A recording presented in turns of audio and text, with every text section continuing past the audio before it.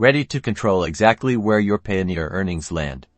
Let's walk through changing your linked bank account. First, navigate to the Payoneer website and enter your login credentials to access your account dashboard. Once logged in, locate and click on the Settings option, usually found in the main navigation menu.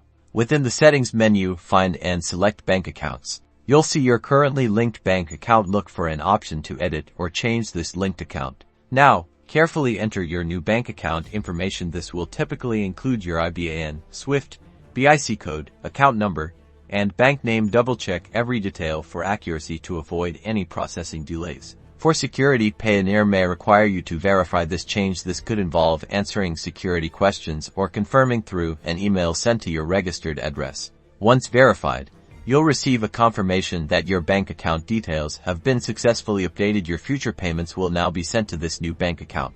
Managing your payment destinations is simple and secure with Payoneer. Stay tuned for more tips to maximize your earnings.